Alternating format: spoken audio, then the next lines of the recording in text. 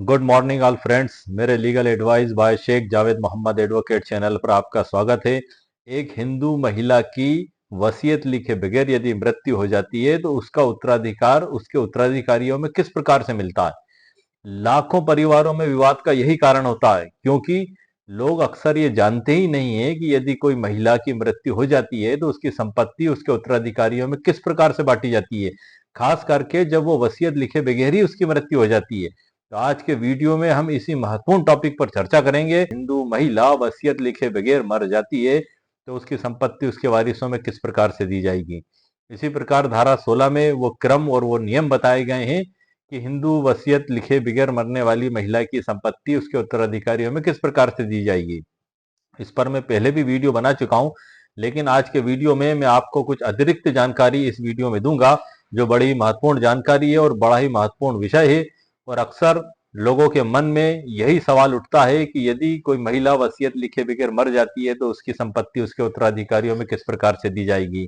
यदि कोई हिंदू पुरुष वसीयत लिखे बगैर मर जाता है, उसकी मृत्यु हो जाती है, तो उसकी संपत्ति में वो उसके उत्तराधिकारियों में जो हिंदू उत्तराधिकार अधिनियम 1956 है धारा 8 के तहत भी बांटी जाती है। इस पे मैं स्पेशल वीडियो बना चुका हूं जो मेरे चैनल पर अपलोडेड है। और आज के वीडियो में हम सर्वोच्च न्यायालय के दो महत्वपूर्ण फैसलों पर भी चर्चा करेंगे, जो ओम प्रकाश एवं अन्य बनाम राधाचरण एवं अन्य 5 मई 2009 का है।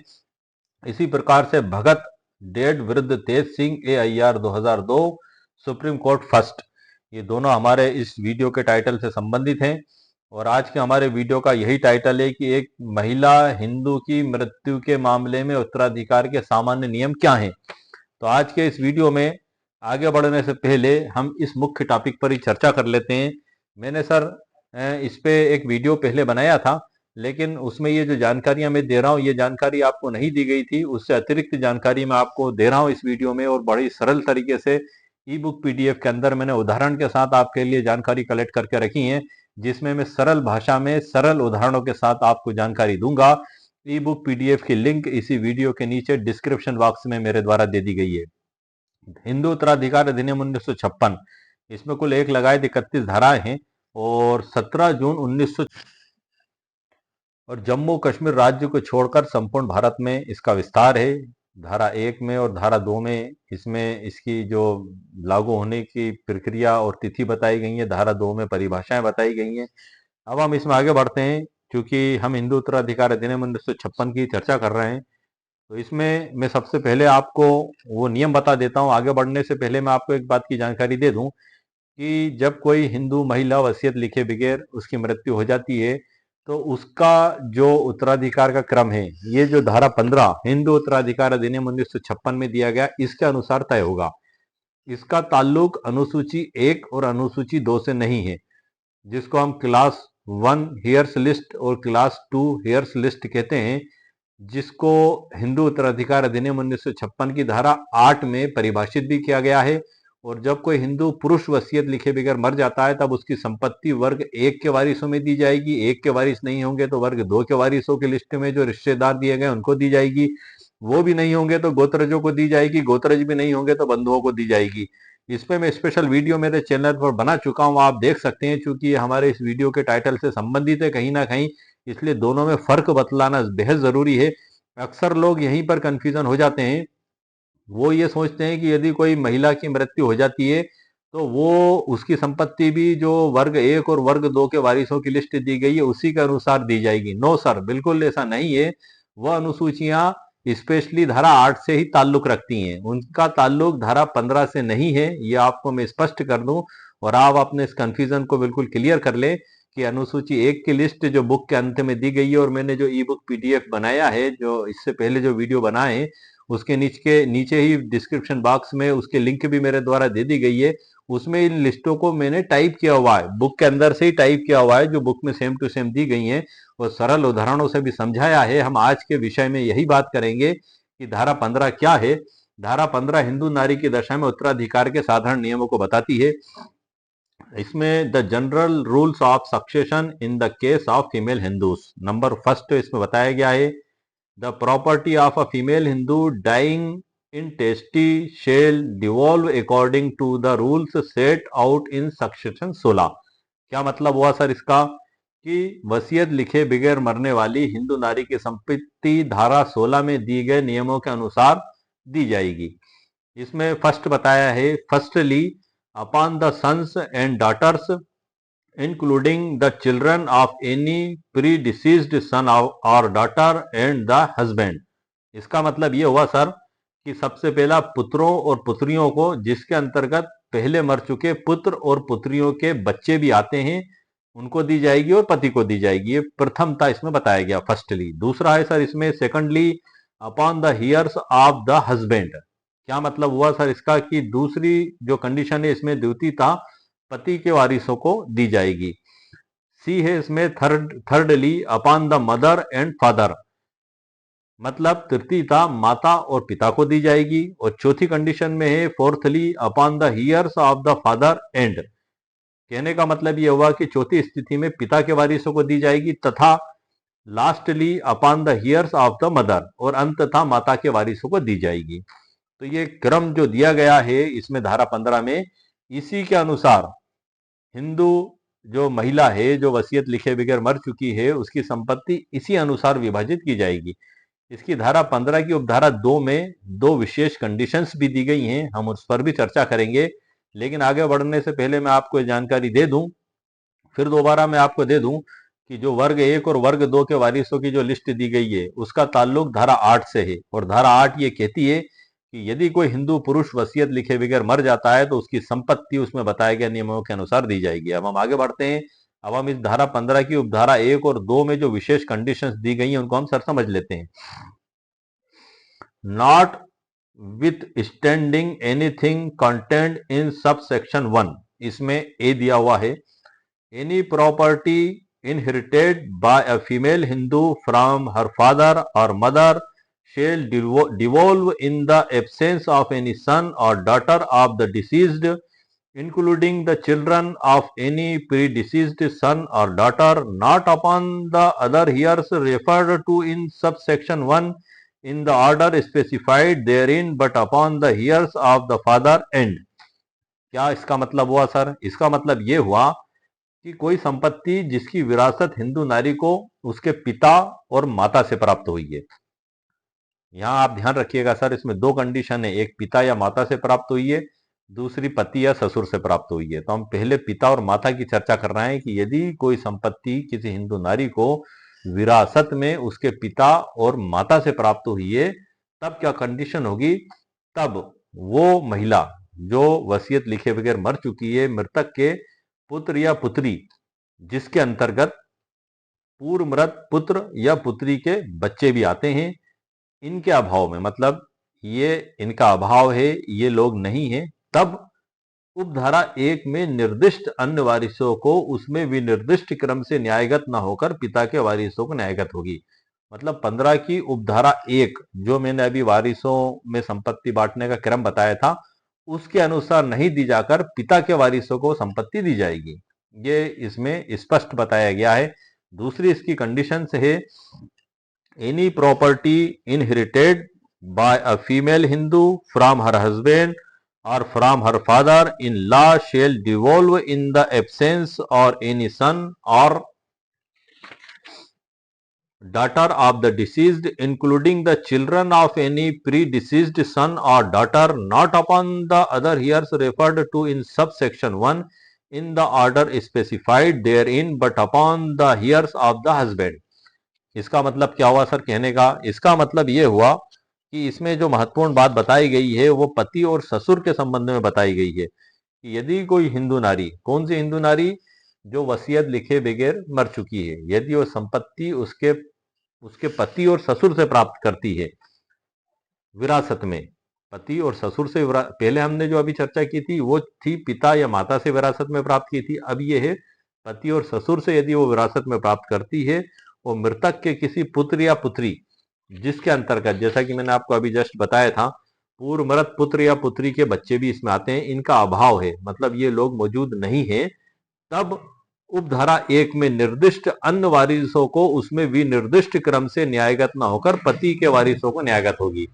मतलब धारा 15 की उपधारा 1 में जो बताया गया उस क्रम में न जाते हुए पति के वारिसों को जाएगी। धारा 15 की उपधारा 1 क्या कहती है एक बार और बता देता हूं कि सबसे पहले पुत्र पुत्री और पति को, और उसमें पूर्व मृत पुत्र और पुत्री के बच्चे भी शामिल हैं। दूसरा पति के वारिसों को, तीसरा माता और पिता को, चौथा पिता के वारिसों को और अंततः माता के वारिसों को।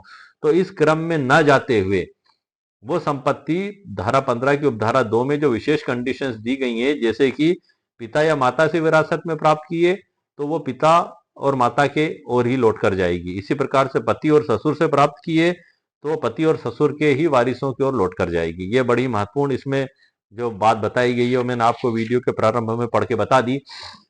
अब इसमें कुछ महत्वपूर्ण न्याय दृष्टांत हैं जो आपके नॉलेज में मिला देता हूं, जिससे आपको बहुत कुछ सीखने को समझने को मिलेगा। जो मैंने आपको बताएं सर्वोच्च न्यायालय के फैसले वो तो मैं बताऊंगा ही, उससे अतिरिक्त सारी मैं जानकारी दे रहा हूं आपको बुक के अंदर से ही, कि ये जो बताया गया ओम प्रकाश और अन्य बनाम राधाचरण और अन्य जेटी 2009 कोष्टक में 6SC329, इसमें उत्तराधिकार प्रमाण पत्र के ऊपर हम चर्चा करेंगे कि मृतक की माता के द्वारा उत्तराधिकार प्रमाण पत्र के लिए आवेदन पत्र दाखिल किया गया। मृतक मतलब जो हिंदू नारी वसीयत लिखे बगैर मर चुकी है, उसकी माता के द्वारा सक्सेशन सर्टिफिकेट के लिए आवेदन दिया गया। ये सक्सेशन सर्टिफिकेट धारा 372 जो भारतीय उत्तराधिकार अधिनियम 1925 है उसकी धारा के तहत कोर्ट में पेश किया जाता है। इस पे भी मैं स्पेशल वीडियो सर बना चुका हूं जो मेरे चैनल पर अपलोडेड है। अब ये आवेदन पत्र माता ने दाखिल कर दिया और पत्नी द्वारा भी एक आवेदन पृथक से दाखिल किया गया। दो आवेदन सर दाखिल हो गए कोर्ट में। संपत्ति मृतक की स्वीवर्जित संपत्ति थी, इसका प्रतिवाद भी किया गया। न्यायालय ने विचारणीय प्रश्न पर यह पाया कि हिंदू महिला की मृत्यु के पश्चात धारा 16 की उपधारा 1 के प्रावधान लागू होंगे, अतः अपील में कोई गुणदोष नहीं होने से खारिज की जाती है। ओम प्रकाश और अन्य बनाम राधाचरण और अन्य जेटी 2009 6SC329, इसमें जो बताया गया है कि धारा 16 की उपधारा 1 के अनुसार न्यायगत होगी। तो धारा 16 की उपधारा क्या कहती है सर? कि हिंदू नारी के वारिसों में उत्तराधिकार का क्रम और वितरण की रीति को बताया गया है। और उपधारा 1 में जो इस जजमेंट में बताई गई है 16 की उपधारा 1, उसमें ये बताया गया है, धारा 1 कहती है कि धारा 15 की उपधारा 1 में विनिर्दिष्ट वारिसों में से पहली प्रविष्टि में के वारिसों को किसी उत्तरवर्ती प्रविष्टि में के वारिसों की तुलना में अधिमान प्राप्त होगा और जो वारिस एक ही प्रविष्टि के अंतर्गत हों वे साथ साथ अंशभोगी होंगे। Rule 1. Among the heirs specified in subsection 1 of the section 15, those in one entry shall be preferred to those in any succeeding entry, and those including in the same entry shall take smoothly। कहने का मतलब ये हुआ कि जो वारिस धारा 15 की उपधारा में पहली प्रविष्टि में कौन है सर? पुत्रों और पुत्रियों, जिसके अंतर्गत पहले मर चुके पुत्र और पुत्री के बच्चे और पति भी शामिल हैं, तो इनको प्राथमिकता दी जाएगी नीचे के वारिसों की तुलना में। तो इसमें जो बताया गया है तो उसके अनुसार पुत्रों, पुत्रियों और पति, और जो पुत्र और पुत्री पहले मर चुके हैं उनके बच्चे भी शामिल हैं, उनको प्राथमिकता दी जाएगी। इस जजमेंट में ये महत्वपूर्ण जानकारी आपको दी गई है। इसी प्रकार से उत्तराधिकार प्रमाण पत्र का एक और महत्वपूर्ण फैसला है और ये है झुगली टीकम बनाम अति कमिश्नर और अन्य AIR 2004 MP 52, और दूसरी ये यहाँ भी प्रकाशित हुआ है दूसरी बुक में भी 2003 भाग 3 MPLJ 461, और उसके बाद ये जो है कि MP वीकली नोट में भी प्रकाशित हुआ है 2004 का भाग 1 MP वीकली नोट 54, और ये MPJR में भी प्रकाशित हुआ है 2003 का भाग 2 MPJR 305। ये जो हिंदू अविवाहित महिला की मृत्यु के संबंध में है कि कोई वसीयत भी निष्पादित नहीं करी थी उसके द्वारा, मृतिका की सगी बहन के द्वारा उत्तराधिकार प्रमाण पत्र के लिए सक्सेशन सर्टिफिकेट प्राप्त करने के लिए आवेदन दाखिल किया गया। मृतिका की सौतेली माता ने इसका विरोध किया। न्यायालय द्वारा 1/6 हिस्सा मंजूर किया गया। चुनौती दी गई।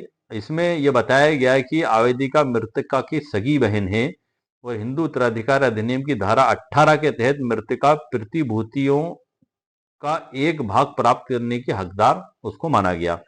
अब इसमें सर जो धारा 18 का उल्लेख आया है मैं उस पर भी आपको संक्षिप्त ध्यान दिला देता हूं और आने वाले टाइम में मैं इस पे स्पेशल वीडियो बनाऊंगा धारा 16 पे भी और धारा 18 पे भी। अब उत्तराधिकार से संबंधित जो साधारण उपबंध हैं तो उसकी धारा 18 में जो बताया गया है, full blood preferred to half blood heirs related to an estate by full blood shall be preferred to heirs related to by half blood if the nature of the relationship is the same in every other respect. कहने का मतलब ये हुआ sir इसका कि पूर्ण रक्त को अर्ध रक्त पर अधिमान प्राप्त है, मतलब प्राथमिकता दी जाएगी। निर्वसियती के पूर्ण रक्त संबंध रखने वाले वारिसों को अर्ध रक्त संबंध रखने वाले वारिसों पर प्राथमिकता मतलब अधिमान प्राप्त होगा यदि उस संबंध की प्रकृति सब प्रकार से वही हो। ये धारा 18 में बताया गया है। इसी प्रकार से एक और सर जजमेंट है इसमें। हम आगे बढ़ने से पहले मैं आपको बता देता हूं कि उत्तराधिकार के ही संबंध में निर्वसित हिंदू विधवा का हिस्से के लिए वाद दाखिल किया गया था इसमें, और उसको चुनौती दी गई, और उसमें बताया गया कि पति की मृत्यु के पश्चात विधवा भूमि की पूर्ण स्वामी बन गई थी। पति की मृत्यु के बाद निर्वसित विधवा जिसकी कोई संतान नहीं थी, उसकी मृत्यु होने पर उसके द्वारा धारित भूमि धारा 15 की उपधारा 1 और उसकी उपधारा खा के अनुसार उसके पति के उत्तराधिकारियों को दी जाएगी। रमेश प्रसाद पिता जगन्नाथ प्रसाद और अन्य बनाम श्रीमती भगवती बाई विधवा सुधीराम, ये 2002 भाग 2 MPLJ 174 में ये न्याय दृष्टांत प्रकाशित हुआ है। और 15 की उपधारा 1 की उपधारा खा में जो बताया गया है कि पति और ससुर से यदि कोई संपत्ति महिला प्राप्त करती है तो वो उन्हीं की ओर लौट जाएगी। अब ये तो सर मैंने आपको महत्वपूर्ण जानकारी इस बुक के अंदर से दी है। अब मैं जो सरल उदाहरणों के साथ मैंने ई बुक आपके लिए तैयार की है, मैं उसमें से आगे की जानकारी आपको प्रदान करता हूं। और ये लाखों परिवारों में झगड़े का कारण बनता है सर। क्यों बनता है? क्योंकि अक्सर लोगों को यही नहीं पता होता है कि यदि कोई महिला वसीयत लिखे बगैर मर जाती है तो उसकी संपत्ति उसके वारिसों में कैसे दी जाएगी। तो आज आपके इन्हीं सवालों का जवाब मैंने जहां तक बुक के अंदर से तो आपको दे ही दिया है, लेकिन इसको और भी सरल तरीके से मैंने ई बुक PDF में और अतिरिक्त न्याय दृष्टांतों के साथ तैयार करके रखा है, सरल उदाहरणों के साथ। तो आगे की जानकारी मैं आपको उसी में से दूंगा ताकि ये चीज आपको और आसानी से समझ में आ सके और ई बुक से भी आप परिचित हो लें कि आखिर उसके अंदर लिखा क्या है। आइए सर, लेट्स गो। आप देख रहे हैं सर कंप्यूटर स्क्रीन पर एक महिला हिंदू की मृत्यु के मामले में उत्तराधिकार के सामान्य नियम क्या हैं। इसमें जो कानूनी आधार है धारा 15 और 16 जो हिंदू उत्तराधिकार अधिनियम 1956 के हैं। धारा 15 बताती है कि अगर कोई हिंदू स्त्री बिना वसीयत के मरती है तो उसकी संपत्ति का बंटवारा किस क्रम में होगा। धारा 16 बताती है कि उस संपत्ति को कैसे बांटा जाएगा। इसमें सर डिस्क्लेमर मेरे द्वारा लिखी गई है। फिर अध्याय चालू होते हैं। नंबर 1 है प्रस्तावना, और दूसरा है हिंदू कानून के अनुसार संपत्ति का बंटवारा। ये इसी वीडियो के टाइटल से संबंधित हैं सर। और अध्याय 3 में समान अधिकार का सिद्धांत और सुप्रीम कोर्ट के ऐतिहासिक निर्णय, जैसे कि सुनीता शर्मा विरुद्ध राकेश शर्मा 2002 का सर्वोच्च न्यायालय का फैसला है 2020 का। और इसमें स्पष्ट किया गया है संशोधन मतलब 2005 में जो है कि हिंदू महिला जो स्त्री है वो भी पुरुषों के समान कोपार्षणरत मान लिया गया है और उसको भी समान भाग प्राप्त होगा, इसमें बताया गया है। ये भी हमने इसमें लिखा हुआ है। अध्याय 4 में मुस्लिम एवं अन्य समुदाय के उत्तराधिकार का नियम, क्रिश्चियन, पारसी, इनका भी इसमें उल्लेख है। अध्याय 5 में व्यवहारिक परामर्श और निष्कर्ष और परिशिष्ट है। अब हम आते हैं सर मुद्दे की बात पे। The foundation of succession under Hindu law. यहाँ पे जो है कि मैंने जो बुक में अभी आपको परिभाषा पढ़ के बताई थी वो सेम इसमें सर टाइप कर दी है मैंने ई बुक के अंदर जो बुक में है। और उसके बाद फिर इसका एक्सप्लेनेशन मैंने किया है। धारा 15(1) का और 15(2) का दोनों का मैंने किया है। 15(1) का सर मैंने आपको पढ़ के बता दिया है जो इस ई बुक के अंदर लिखा हुआ है। 15(2) का भी है सर इसमें कि एक विशेष अपवाद है, एक्सपेंशन बताती है। यह कहती है कि अगर स्त्री की मृत्यु बिना संतान या संतान के वंशजों की होती है तो यह देखा जाएगा कि वह संपत्ति उसे कहां से प्राप्त हुई थी। इसकी 2 भाग हैं सर, इन पर हम चर्चा कर लेते हैं। बाकी तो मैंने आपको बता दिया है, ये भी आसान ही है लेकिन थोड़ा सा इस पर फोकस कर लेते हैं। यदि संपत्ति पिता या माता से प्राप्त हुई है तो संपत्ति पर पिता या माता के वारिसों का अधिकार होगा, ना कि पति या ससुराल का। यहाँ पर सर आप ध्यान रखिएगा क्योंकि अक्सर लोग यही कंफ्यूज रहते हैं, यही डाउट रहते हैं। और जैसे ही किसी महिला की मृत्यु होती है तो दौड़े भागे चले जाते हैं कि अब ये हमारी होगी और हम ही इस संपत्ति को ले लेंगे। उसके कई उत्तराधिकारी खड़े हो जाते हैं, अदालतों में दावे मुकदमे लगा दिए जाते हैं, लेकिन अंततः फैसला जो कानून में दिया गया उसी के अनुसार जज साहब के द्वारा गुण दोषों के आधार पर फिर फैसला किया जाता है। और उसमें जो मुख्य भूमिका और जो मुख्य आधार रहता है वो यही कानून है जो किताब के अंदर सर दिए गए। इसलिए मैं उस मुख्य कानून पर ही चर्चा कर रहा हूं ताकि आपको प्रथम था फर्स्टली आपको घर बैठे ही ये जानकारी हो जाए कि आखिर ये संपत्ति में किसका कानूनी अधिकार होगा। और यदि आपको सालों मुकदमे लड़ते हुए हो भी जाते हैं और अंत में जब फैसला आपके हाथ में आता है तब आपको ये लगता है कि ये चीज हम पहले ही समझ लेते और हमने नादानी में सालों बर्बाद कर दिए, पैसा भी बर्बाद कर दिया और घर परिवार से दुश्मनी भी कर ली, मन मुटाव भी हो गए। तो उन सब से आप सर बच सकते हैं क्योंकि जो कानून में लिखा हुआ है हम उसको बदल नहीं सकते। कानून में जो लिखा हुआ है उसी के अनुसार उनका उत्तराधिकार तय किया जाएगा। यदि आप अपनी मन मर्जी से सोचते हैं कि हम उस संपत्ति को प्राप्त कर लें और यदि आप विधि अनुसार उसके अधिकारी नहीं है तो संपत्ति आपको प्राप्त नहीं होगी। तो विधि अनुसार अधिकारी कौन लोग होंगे उसी की जानकारी देने के लिए मैंने वीडियो बनाया है ताकि आपके मन में उठने वाले तमाम सवालों के जवाब भी प्राप्त हो सकें और आप अनावश्यक कोर्ट कचहरी की कार्रवाई और मुकदमेबाजी से भी आप बच सकें। अब इसमें देख लेते हैं कि पिता या माता के वारिसों का अधिकार होगा ना कि पति या ससुराल के, यदि पिता या माता से संपत्ति प्राप्त हुई है। अर्थात अगर किसी महिला को उसके मायके जैसे कि पिता माता से संपत्ति मिली थी, जैसे पिता की वसीयत से या विरासत से, और वह बिना संतान के मर जाती है तो वह संपत्ति वापस मायके की ओर पिता या माता के उत्तराधिकारियों को चली जाएगी। ये नंबर 1 कंडीशन हो गई 15 की उपधारा की। दूसरी है यदि संपत्ति पति या ससुर से प्राप्त हुई है उसको, तो संपत्ति पर पति या ससुर के वारिसों का अधिकार होगा ना कि मायके वालों का। अर्थात क्या मतलब हुआ सर इसका?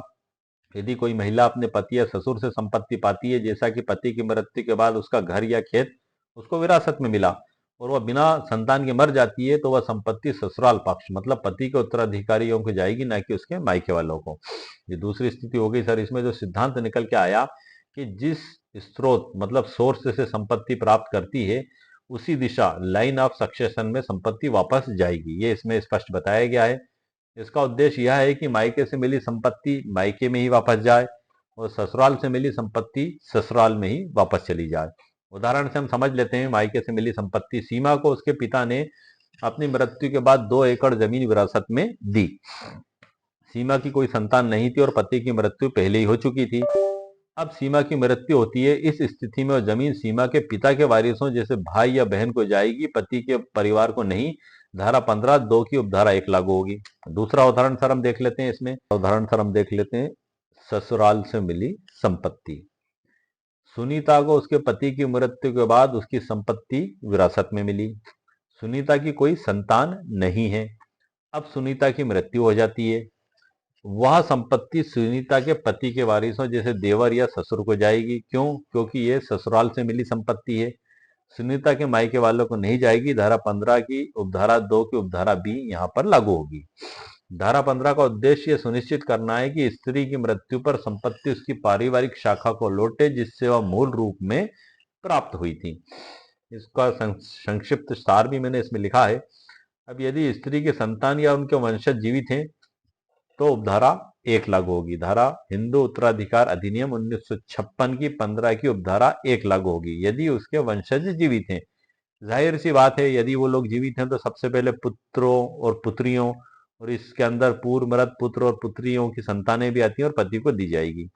और धारा 16 हिंदू उत्तराधिकार अधिनियम 1956 की धारा 16 यही कहती है, इसकी उपधारा 1 कि प्रथमता इन्हीं वारिसों को जो 15 की उपधारा 1 में दिए गए हैं उनको प्राथमिकता दी जाएगी, उसके बाद फिर दूसरे लोगों को दी जाएगी। यानी यदि स्त्री के संतान पुत्र पुत्री या पूर्व मृत पुत्र या पुत्री की संतानें जैसे कि पोता नाती आदि या पति जीवित हैं तो उसकी संपत्ति धारा 15(1) के सामान्य नियमों से बांटी जाएगी। यानी तब यह नहीं देखा जाएगा कि संपत्ति कहां से आई, मायके से ससुराल से, और सबको सामान्य उत्तराधिकार उसमें मिलेगा। इसमें इसी प्रकार से यदि स्त्री निसंतान है तब उपधारा 2 लागू होगी। धारा 15 जो हिंदू उत्तराधिकार अधिनियम 1956 की है उसकी उपधारा 2 भी बड़ी महत्वपूर्ण है। और इसमें यदि स्त्री निसंतान है मतलब कोई उसकी संतान नहीं है, कहने का मतलब ये हुआ कि स्त्री की कोई संतान नहीं है, संतान के वंशज या पति जीवित नहीं है, तब यह देखा जाएगा कि संपत्ति कहां से प्राप्त हुई थी, उसके अनुसार संपत्ति लौटेगी। संपत्ति का स्रोत यदि पिता या माता से प्राप्त है तो पिता या माता के वारिसों को जाएगी धारा 15 की उपधारा 1 के अनुसार।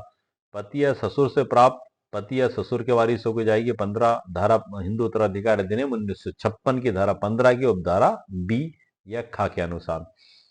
तो इसी को कुछ उदाहरणों से भी सर बताया गया है सरल शब्दों में, जो इसमें मैंने लिखा है। अब हम फैसले पर आ जाते हैं। ओम प्रकाश एवं अन्य बनाम राधाचरण एवं अन्य सर्वोच्च न्यायालय का सर ये फैसला है, और इसमें मैंने लिख दिया है सर, मैं इसका सार संक्षिप्त सारी आपको बता देता हूँ। मुख्य मैंने इसमें लिख दिया है, और इसमें जो सर्वोच्च न्यायालय के द्वारा बताया गया है वो मैं थोड़ी सी लाइन पढ़ देता हूँ, कि थोड़ा से फैक्ट भी सर पढ़ देता हूँ मैं आपको, ताकि समझ में आ जाए कि श्रीमती नारायणी देवी का विवाह वर्ष 1955 में दीनदयाल शर्मा नामक व्यक्ति से हुआ था, और विवाह के 3 महीने के भीतर ही वे विधवा हो गईं। यह सच है कि पति की मृत्यु के तुरंत बाद उन्हें ससुराल से निकाल दिया गया था।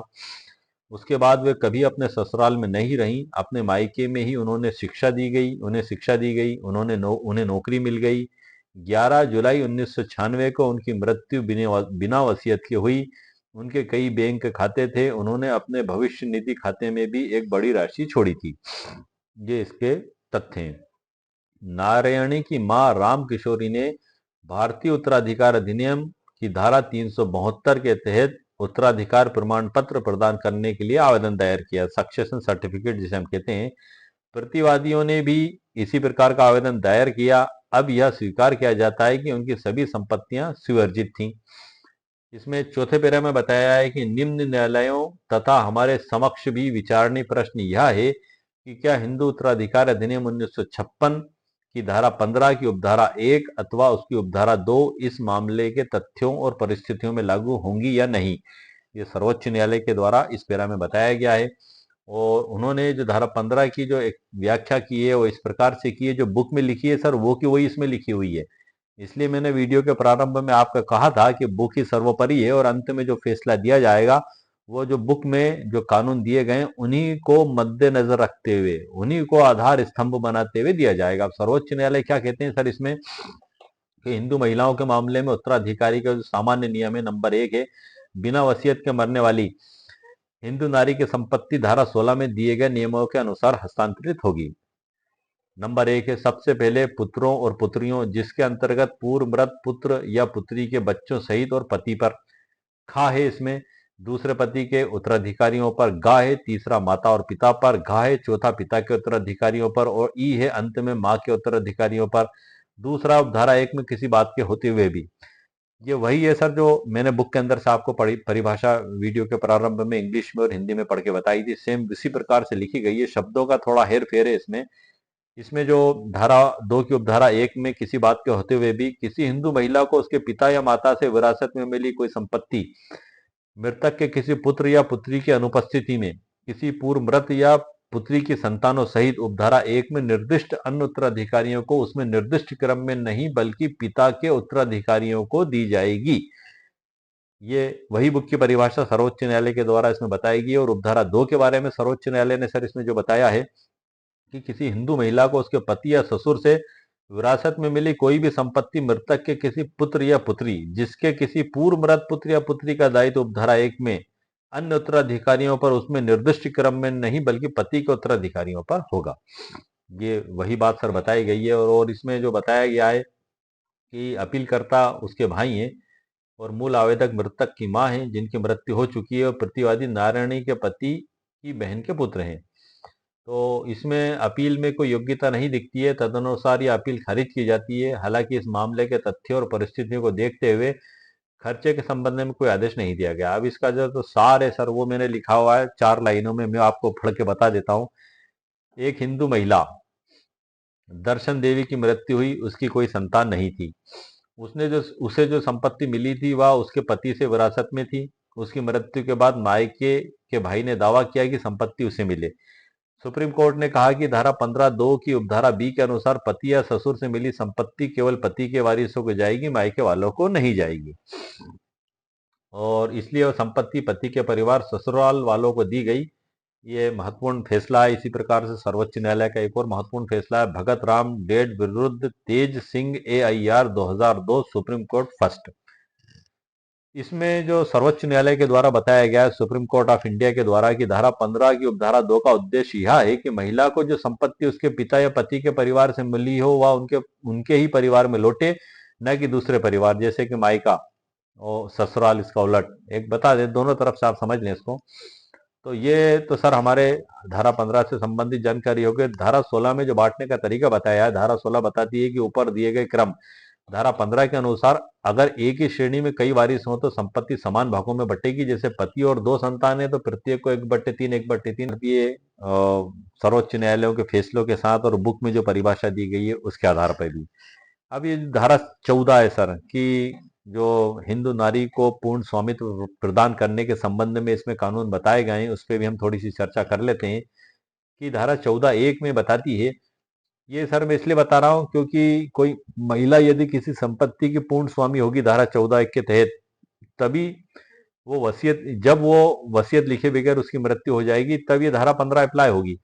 यदि धारा 14 हिंदू उत्तराधिकार अधिनियम 1956 की धारा 14 की उपधारा 2 के तहत किसी विशेष प्रतिबंधों के साथ वो संपत्ति उसे दी गई है तो वो उसकी पूर्ण स्वामी नहीं मानी जाएगी।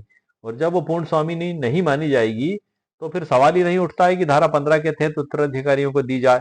वो जिन प्रतिबंधों जिन शर्तों के तहत उसे दी गई है वो उसी अनुसार उसका निराकरण किया जाएगा। ये धारा 14 और 15 में ये जो मेन संबंध है मैंने आपको बताया है। और यदि धारा 14(1) में है कि यदि कोई संपत्ति किसी हिंदू स्त्री के पास है तो वह उसकी पूर्ण स्वामिनी एब्सोल्यूट ऑनर होगी, चाहे संपत्ति उसे किसी भी माध्यम से मिली हो।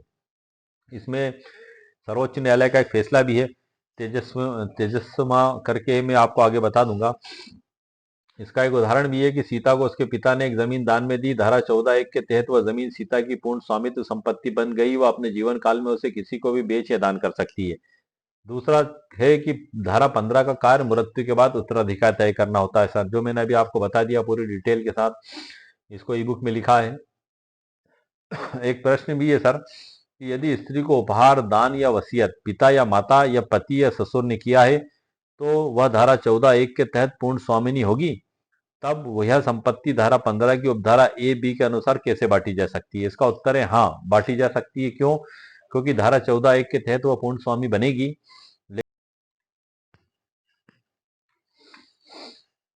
तो 14(1) के तहत जो संपत्ति सर वो प्राप्त करेगी तो वो उसकी पूर्ण स्वामी रहेगी और धारा 15 अप्लाई होगी और उसी के अनुसार वो बांटी जाएगी। तो ये इस प्रश्न का भी सवाल का जवाब मैंने लिखा है। सरल उदाहरण भी सर मैंने इसमें लिखे हैं। पति से वसीयत, पत्नी ने वसीयत बना ली है, सारी सर डिटेल मैंने इसमें लिखी है। और कुछ प्रश्नों के सवालों के जवाब भी सर मैंने इसमें लिखे हैं और इसमें उदाहरण भी सर मैंने शामिल किए हैं। मैं स्क्रॉल करके ले जा रहा हूँ। एक वी तुलसमा विरुद्ध शेषा रेड्डी 1977 3 SCC 99 का एक बड़ा अच्छा फैसला है। इसमें यदि स्त्री को कोई संपत्ति किसी विधिक अधिकार या भरण पोषण के अधिकार के रूप में मिली है तो वह धारा 14(1) के अंतर्गत पूर्ण स्वामिनी उसकी मानी जाएगी। लेकिन यदि संपत्ति किसी वसीयत या अनुबंध द्वारा विशेष रूप से सीमित अधिकार के रूप में दी गई है तो वह धारा 14(2) के अंतर्गत सीमित स्वामी उसकी मानी जाएगी और उसकी मृत्यु के बाद वह संपत्ति उसी व्यक्ति या उसके उत्तराधिकारियों को जाएगी जिसने वह संपत्ति उसको दी थी। इसमें ये महत्वपूर्ण फैसला है सर ये सर्वोच्च न्यायालय का। और इसमें संतुलित रूप से इसको समझाया भी गया है मेरे द्वारा ई बुक में। इसकी डिटेल भी सर मेरे द्वारा लिखी गई है। ये मैं स्क्रॉल करके आपको ले जा रहा हूँ सर। कई उदाहरण भी हैं सर इसमें। और उसके बाद फिर जो है कि इसमें अध्याय चालू होंगे। मैंने इसमें सर धारा 8 का भी लिख दिया है कि निर्वसति यदि हिंदू पुरुष की मृत्यु हो जाती है तो उसके बाद उसकी संपत्ति उसके उत्तराधिकारियों में किस प्रकार से दी जाएगी, वो पूरा क्रम जो मैंने वीडियो के प्रारंभ में ही आपको बता दिया है। और उसी प्रकार से धारा 10 जो है वो वर्ग 1 के वारिसों की जो रिश्तेदारों की लिस्ट दी गई है उनमें संपत्ति किस प्रकार से बांटी जाएगी उसके बारे में बताती है। हिंदू उत्तराधिकार अधिनियम 1956 की धारा 11, धारा 10 भी हिंदू उत्तराधिकार 1956 की ही है। और धारा 11 जो है वो ये बताती है कि वर्ग 2 के वारिसों के जो वारिसान है उनमें संपत्ति किसमें किस प्रकार से बांटी जाएगी। इसमें वारिसान की लिस्ट को भी सर मैंने इसमें टाइप किया हुआ, देख लें आप। ये वर्ग 1 के वारिसों की सूची है और ये वर्ग 2 के वारिसों की सूची है। ये बुक में है जो मैंने इसमें ई बुक के अंदर टाइप कर दी है और इस पे मैं स्पेशल वीडियो बना चुका हूँ। तकरीबन 10 या 12 वीडियो में मेरे चैनल पर हिंदू उत्तराधिकार अधिनियम 1956 से संबंधित अपलोड कर चुका हूँ और ये कार्य निरंतर जारी है। जैसे जैसे नई थ्योरी और नई जानकारी सर सामने आ रही है मैं उस पर वीडियो बनाता जा रहा हूँ। और ये पूरी लिस्ट आप देख रहे हैं, ये सब कुछ इसमें लिखा हुआ है। ये डबल से मैं 2 बार इसमें मैंने लिस्ट प्रकाशित की है, और इसमें सर्वोच्च न्यायालय के फैसले भी हैं अंत में। ये सभी जानकारी सर मैंने इसमें दी है, और अंत में इसमें डिस्क्लेमर भी है। तो आज के इस वीडियो में सर मैंने, यदि कोई हिंदू महिला वसीयत लिखे बगैर मर जाती है तो उसकी संपत्ति उसके वारिसों में किस प्रकार से प्राप्त होगी, इस पे मुकम्मल कानूनी जानकारी आपको प्रदान कर दी है। और लाखों लोगों के बीच में जो अक्सर झगड़े झगड़े का कारण बनता है, विवाद का कारण बनता है, वो कारण पैदा ना हो, उनमें आपसी विवाद ना हो, इसी उद्देश्य से, इसी मकसद से ये कानूनी जानकारी मेरे द्वारा प्रदान की गई है कि आप घर बैठे जान और समझ सकें कि यदि कोई महिला जो वसीयत लिखे बगैर यदि उसकी मृत्यु हो जाती है तो उसकी संपत्ति उसके वारिसान किस प्रकार से प्राप्त करेंगे। तो आज के इस वीडियो में सर मैंने आपको मुकम्मल कानूनी जानकारी प्रदान कर दी है। हमारे एक व्यूअर्स का सवाल भी ये था कि हिंदू उत्तराधिकार अधिनियम 1925 और भारतीय उत्तराधिकार अधिनियम 1925 और हिंदू उत्तराधिकार अधिनियम 1956 में क्या अंतर है। तो इस पे मैं सर नेक्स्ट वीडियो आपके लिए बनाऊंगा। और इसी प्रकार से मेरे कई व्यूअर्स के द्वारा और भी बहुत से सवाल किए गए हैं जो वीडियो के नीचे डिस्क्रिप्शन बॉक्स में लिखे हैं। मैं अक्सर उनको पढ़ता हूँ। मेरे कई व्यूअर्स डायरेक्ट ईमेल पे मुझे क्वेश्चन भेज देते हैं। तो मेरा सर आप लोगों से यही निवेदन है कि जो आप मेरे को ईमेल पे भेजते हैं वो मैं नहीं देख पाता हूँ, लेकिन वीडियो के नीचे डिस्क्रिप्शन बॉक्स में आप जो कमेंट्स करके आप क्वेश्चन लिखते हैं उनको मैं पढ़ लेता हूँ। और जब भी मुझको समय मिलता है और जैसे भी मुझे मौका मिलता है मैं उन टॉपिक को, ये वीडियो सर आप जो देख रहे हैं इस वीडियो की भी ई बुक पीडीएफ मेरे द्वारा तैयार कर ली गई है, और उसी के अंदर से मैंने आपको जानकारी भी दी है। इसकी लिंक वीडियो के नीचे डिस्क्रिप्शन बॉक्स में मेरे द्वारा दे दी गई है। 199 रुपीज़ कीमत सर इसकी मेरे द्वारा रखी गई है। यदि आपको ये लगता है मेरे वीडियो को देखने, सुनने और समझने के बाद, और ई बुक को भी जो मैंने वीडियो के अंदर आपको दिखाई है और उसी के अंदर से मैंने आपको जानकारी भी दी है, इसको देखने, सुनने और समझने के बाद यदि आपको लगता है कि आपके लिए उपयोगी हो सकती है, तभी आप इसको परचेस करें।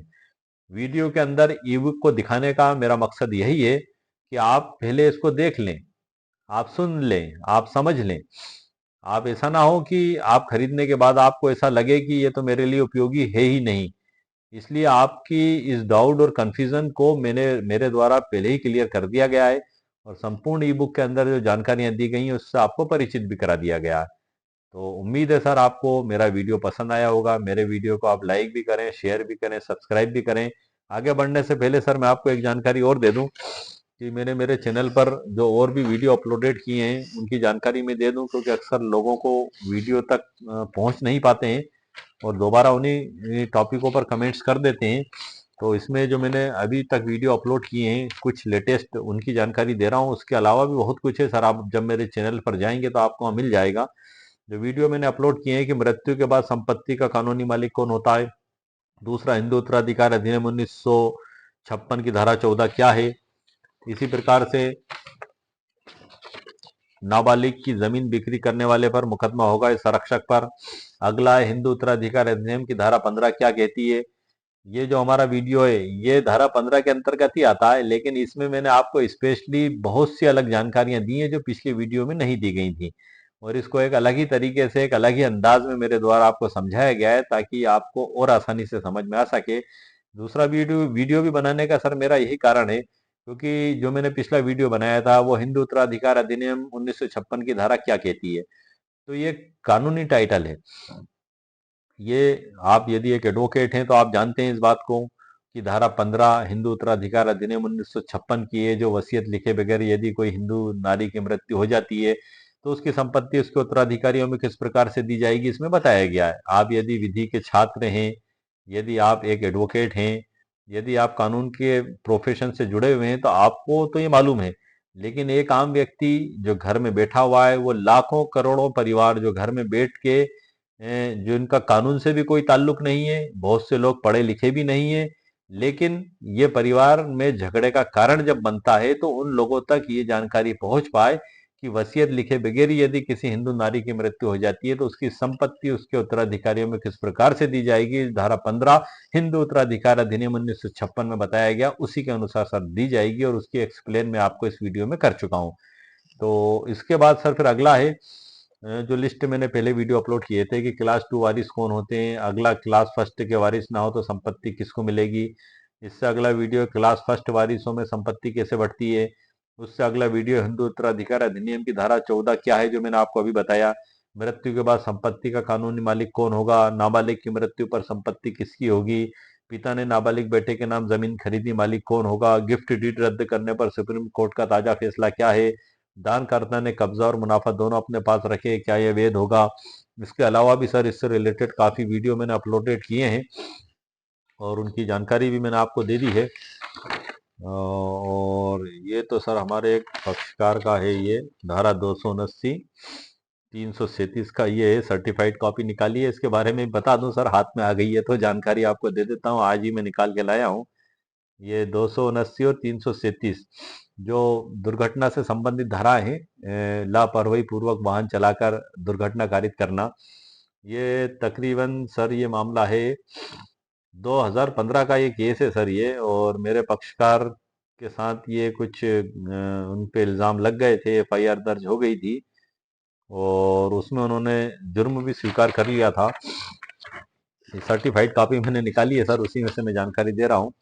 जब उन्होंने जुर्म स्वीकार कर लिया था तो उसमें न्यायालय के द्वारा निर्णय दिया गया था। ये एक अतिरिक्त जानकारी है सर, हमारे वीडियो के टाइटल से भी हटके ही है, लेकिन हमारा मकसद ही सीखना और सिखाना है, इसलिए इस वीडियो में मैं आपको जानकारी दे रहा हूँ। जो है उन्होंने अपराध स्वीकार कर लिया था, मेरे ही द्वारा केस भी लड़ा गया था।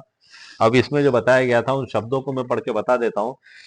ये दुर्घटना दावा जो एक्सीडेंट रोड पर हो जाते हैं कि कोई व्यक्ति लापरवाही और तेज गति से गाड़ी चलाता है और टक्कर मार देता है, तो उस दशा में ये धाराएं लगती थी, अब इनको परिवर्तित कर दिया गया है बीएनएस 2023 में। पहले इसको आईपीसी 1860, जिसको भारतीय दंड संहिता 1860 कहते हैं, उसके नाम से जाना जाता था। अक्सर कई बार ऐसा भी होता है सर कि चलने वाला तो अपनी जगह सही चल रहा है, लेकिन विपक्षी पार्टी उसी की ओर गलत दिशा में आकर टक्कर मार देते हैं, और फिर जब एफआईआर लिखाई जाती है तो उसका रूप कुछ और ही हो जाता है, क्योंकि उनका मकसद होता है कि हमको क्लेम राशि मिल जाए। तो इसी स्थिति में भी यदि उनका बीमा है, रजिस्ट्रेशन है, फिटनेस है और सभी ड्राइविंग लाइसेंस है, सभी डॉक्यूमेंट्स अगर कंप्लीट हैं, तो फिर भी ये ऐसी स्थिति में बीमा कंपनी के द्वारा क्लेम राशि दी जाएगी, ये न्यायालय के द्वारा आदेश किया जाता है। लेकिन कई बार ऐसा होता है कि ड्राइविंग लाइसेंस का अभाव है, बीमा नहीं है, रजिस्ट्रेशन नहीं है, फिटनेस नहीं है, तब ऐसी दशा में जो है कि वो स्थिति विपरीत हो जाती है। तो वो स्थितियों से बचने का भी फिर तरीका यही रहता है कि वो व्यक्ति फिर अपना पूरा बचाव करता है, केस लड़ता है और उपेक्षा और लापरवाही सामने वाले की साबित करने की कोशिश करता है। मोटर व्हीकल एक्ट की धारा 166 के तहत क्लेम याचिका जो है कि दायर की जाती है और 6 माह, घटना दिनांक से 6 माह के अंदर उसको दाखिल करना आवश्यक है। मेरे कुछ व्यूवर्स ने एक्सीडेंट क्लेम से रिलेटेड भी सवाल किए थे, इसके भी मैंने सर काफी केसेस लड़े हैं और मेरे पास अभी भी केसेस हैं इसके बारे में। कईयों को मैंने अवार्ड राशि भी इसमें दिलवाई है, लेकिन उससे रिलेटेड वीडियो मैं अब बनाना जब चालू करूंगा सर, तब उसी पर बनाऊंगा। अभी मैं हिंदू उत्तराधिकार अधिनियम 1956 को लेकर चल रहा हूं, तो इससे रिलेटेड हर एक टॉपिक पर मैं आपके लिए वीडियो बना दूंगा, ताकि यदि आपको हिंदू उत्तराधिकार अधिनियम 1956 से रिलेटेड कोई भी क्योरी हो, कोई भी क्वेश्चन आपके अंदर पैदा हो, तो आप जब मेरे चैनल पर आए तो आपकी क्योरी और सवाल आपको मिल जाए वीडियो के रूप में और ई बुक पीडीएफ के रूप में। तो इसके लिए पहले मैं इस टॉपिक को पूरा कंप्लीट कर लूं। 1 लगायत 31 धाराएं सर, कोई ज्यादा धाराएं नहीं है इसमें, लेकिन यही मूलभूत आधार है हर घर में समस्या के निराकरण का। अगर आपने इसको समझ लिया तो आपने अपने परिवार के तमाम विवादों को सुलझा लिया, आप ये मान लीजिएगा। जब मैं मोटर व्हीकल एक्ट का टॉपिक लूंगा सर, तब उसी पर ही मैं वीडियो सर बनाना चालू करूंगा, तो उसके हर एक टॉपिक पर वीडियो बना दूंगा। मेरे कुछ व्यूअर्स ने कमेंट्स करके कहा है कि सर आप क्रिमिनल लॉ भी लें, तो मैं क्रिमिनल लॉ सर लूंगा, बिल्कुल लूंगा, उस पर भी वीडियो बनाऊंगा, मोटर व्हीकल एक्ट पर भी वीडियो बनाऊंगा। लेकिन सर अब मैंने अभी वर्तमान में हिंदू उत्तराधिकार अधिनियम 1956 को चुना है, क्योंकि मेरे कई व्यूअर्स का इससे रिलेटेड काफी सवालात थे। तो ये पूरा हो जाए सर, उसके बाद फिर अभी तो बहुत कुछ बाकी है। वो अल्लामा इकबाल की एक शायरी है कि आहो फूगा के मुकामात और भी हैं, तू एक एक नशेमन उजड़ भी गया तो क्या गम, तेरे आहो फूगा के मुकामात और भी हैं। तू शाहीन है परवाज है काम तेरा, तेरे आहो फूगा के मुकामात और भी हैं।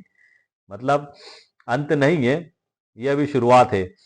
अभी तो कुछ दुबई से रिलेटेड भी ला से रिलेटेड भी क्योरी थी, तो वो ला मैंने सर कलेक्ट किया है, क्योंकि हमारी वकालत की प्रैक्टिस के दौरान जनरली इन कानूनों की हमें आवश्यकता नहीं पड़ती है। लेकिन वो ला मैंने कलेक्ट किया है कि जो भारतीय भारत से दुबई में जाते हैं और वहाँ रहते हैं, और वहाँ रहने के बाद वो उनका कारोबार करते हैं और फिर भारत वापस आते हैं, तो उनको वीज़ा से लेकर रिलेटेड प्रॉब्लम्स और ट्रेवलिंग, और वहाँ पर जो दुबई में जो लॉ है उससे संबंधित जो उनके सामने समस्याएं आती हैं, उनके निराकरण के लिए भी सर मैं नेक्स्ट वीडियो जरूर बनाना चालू करूंगा, उस टॉपिक को भी मिलूंगा। और साथ ही मैंने एक नया लॉ सर और लिया है सर, एक कंज्यूमर जिसको कहते हैं, ये तो मेरे पास मौजूद थे लेकिन इसमें कुछ अमेंडमेंट हो गए थे, जैसे कंज्यूमर प्रोटेक्शन एक्ट 2019, उपभोक्ता संरक्षण अधिनियम 2019 जो है, इस पे। और एक सरफेस एक्ट होता है सर बैंक से रिलेटेड, बैंक के भी काफी क्वेश्चंस कई व्यूवर्स ने कहे करे हैं, मैंने सबको पढ़ा भी है सर, लेकिन ला का क्षेत्र ऐसा है कि बिना देखे, बिना पढ़े, बिना समझे उस पर वीडियो बनाया नहीं जा सकता। तो जहां तक हो सकता है पहला मैं उसको पूरा समझ लेता हूँ, उसके बाद ही फिर आपको उसके संबंध में जानकारी प्रोवाइड करता हूँ। लिमिटेशन एक्ट बड़ा ही महत्वपूर्ण है सर, इस पे मैंने अभी चालू नहीं किए हैं, इसकी खाली धारा 5 पर ही मैंने वीडियो बना है। लेकिन आपको एक बात बता दूं, लिमिटेशन एक्ट 1963 का चूंकि सवाल निकल आया है, तो एक मेरा ही खुद का प्रकरण था जिसमें तकरीबन 2 साल से ऊपर की लिमिटेशन को हमारे द्वारा माफ करवाया गया था। अपील में नामांतरण आदेश की अपील थी, हमारे द्वारा की गई थी एसडीएम न्यायालय में। वहां पर हमने धारा 5 का आवेदन पेश किया था, और मैंने उसमें सर्वोच्च न्यायालय के महत्वपूर्ण फैसले भी दिए थे, लिखित बहस भी पेश की थी। तो माननीय एसडीएम न्यायालय में एसडीएम साहब के द्वारा उसको बड़ी गंभीरता पूर्वक देखा, सुना और समझा गया, और हमारे पक्षकार की जो लिमिटेशन है तकरीबन 2.5 साल की, उसको माफ किया जाकर उसको रिकॉर्ड पर लिया जाकर सुना गया।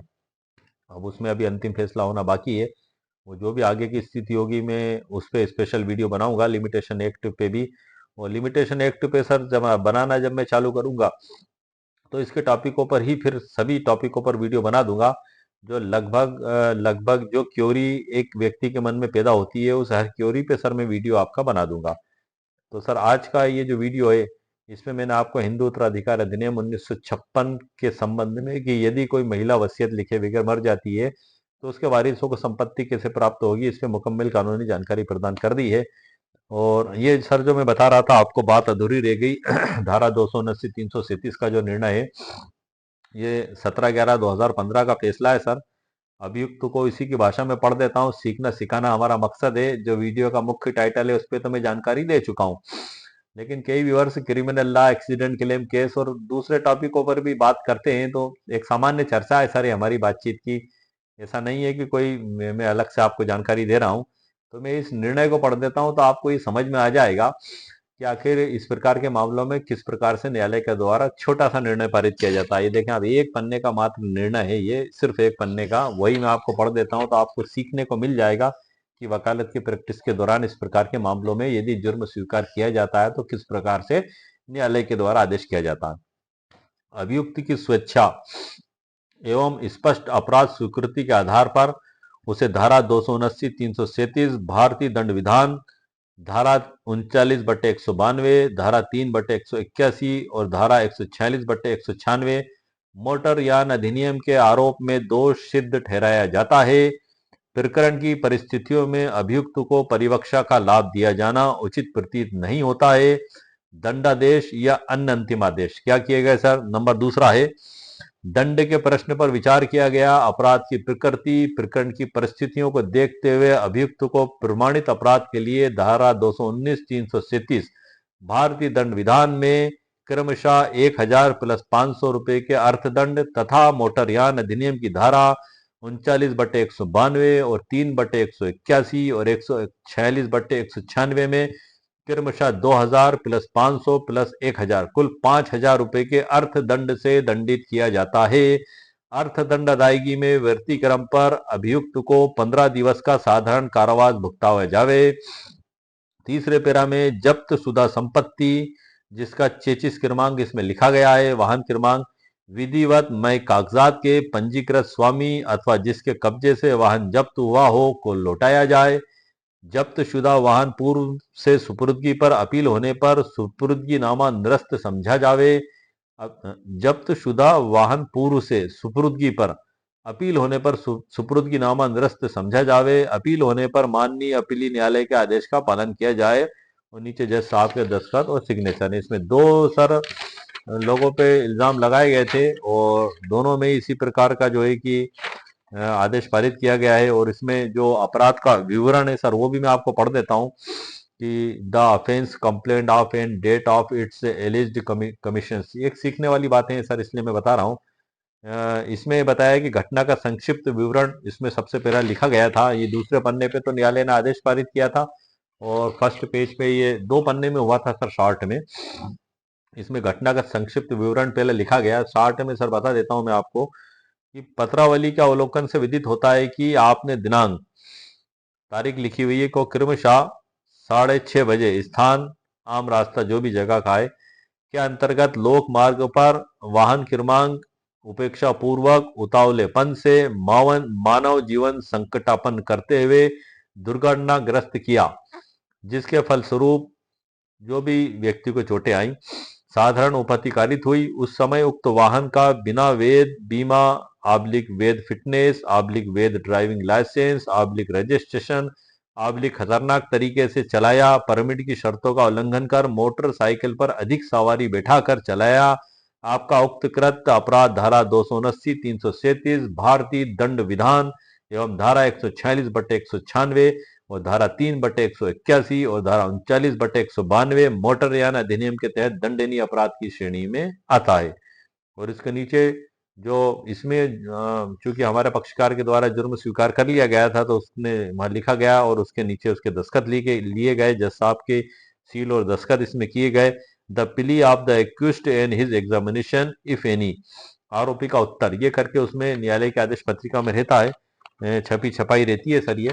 तो इस प्रकार से इससे रिलेटेड भी सर एक सरसरी जानकारी मैंने आपको सामान्य जानकारी प्रदान कर दी है। तो आज के वीडियो में सर मैंने आपको मुकम्मल कानूनी जानकारी प्रदान कर दी है। उम्मीद है आपको मेरा वीडियो पसंद आया होगा। मेरे वीडियो को आप लाइक भी करें, शेयर भी करें और सब्सक्राइब भी करें। ओके, शुक्रिया, थैंक यू सर।